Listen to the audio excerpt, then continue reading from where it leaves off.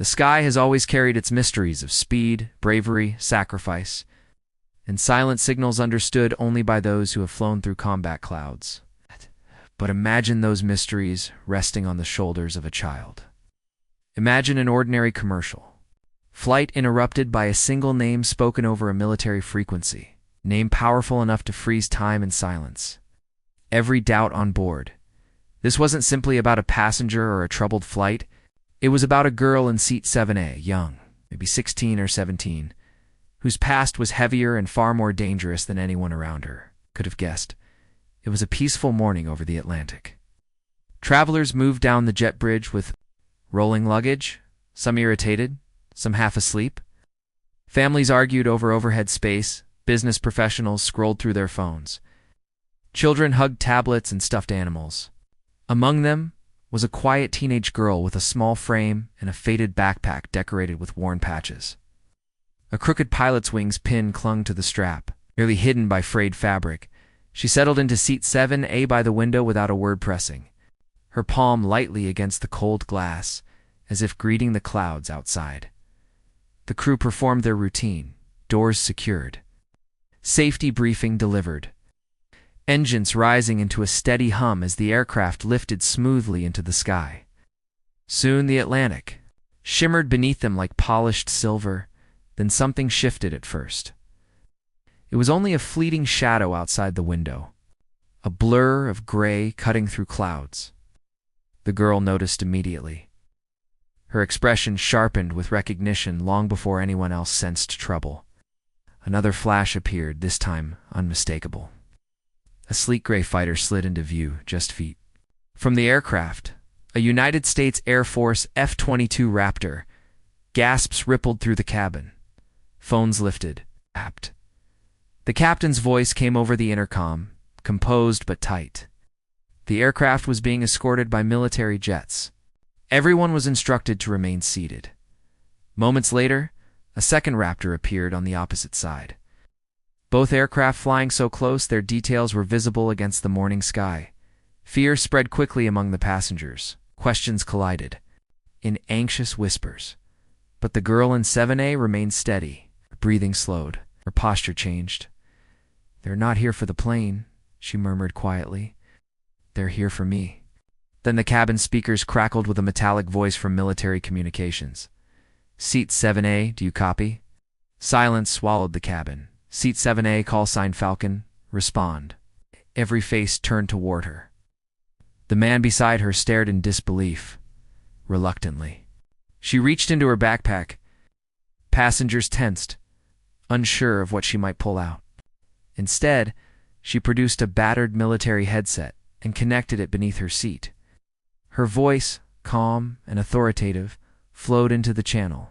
"This is Falcon, reading you loud and clear." Shock exploded through the cabin. On the other end, the fighter pilot's tone shifted, almost reverent. They had believed Falcon was gone. Years earlier, there had been a classified mission that never reached headlines. A dangerous operation erased from public record. Falcon had been its youngest pilot. When her aircraft was struck during the mission, official reports declared her lost, but she had survived. "They pulled me out," she said simply, "and I walked away."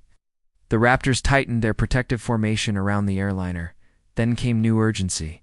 Military chatter indicated a possible hostile aircraft approaching. The commercial jet might be a target. Panic spread. Parents held children close. Voices rose. But Falcon stayed focused. She locked eyes with the captain through the cockpit door. "Patch me in," she said. "I'll handle communications." Within moments, Seat 7A transformed into the command center of the flight. Her instructions were crisp and controlled. "Maintain formation, sweep the airspace, await my signal." The fighter pilots responded without hesitation. Radar contact appeared, fast, closing. Passengers could not yet see the approaching threat. But Falcon could sense the timing. She waited until the hostile aircraft committed. Now, the Raptors broke formation, engines roaring as they streaked across the sky. Vapor trails carved sharp lines through blue air. What followed unfolded like a silent storm outside the window's tight maneuvers. Missile locks, countermeasures flaring against. The sky, from inside the cabin, it was surreal. A teenage girl issuing battlefield commands to some of the most advanced aircraft ever built and being obeyed without question. Within minutes, a streak of fire spiraled downward toward the ocean. Threat was neutralized. Inside the plane, stunned silence turned into applause, tears, and relieved laughter. The danger had passed. Raptors returned to escort formation. Over the radio, a pilot spoke softly. "Falcon, you could come back. We need you." Shh. She closed her eyes briefly. "I'm done fighting," she replied. "Today was enough." Voice trembled not with fear, but with exhaustion. With youth burdened by too much history, the pilot acknowledged her choice. "Understood, the sky will always be yours." Hours later, the airliner landed safely. Emergency crews lined the runway, unaware of how close disaster had come. Passengers exited in disbelief, clutching shaky videos and unbelievable stories, and the girl from seat 7A slipped quietly into the crowd. No recognition, no ceremony, just a faded backpack disappearing among strangers. But to everyone on that flight, she would never again be just a kid. She was Falcon the pilot who returned from legend, who saved them all, and who vanished once. More into anonymity, because sometimes the greatest warriors walk unnoticed among us, carrying silent histories until the sky calls their name again. If this story moved you, if it reminded you of courage hidden in unexpected places, share it, so others can feel it too. Somewhere, perhaps in another seat 7A, another quiet hero waits to be remembered.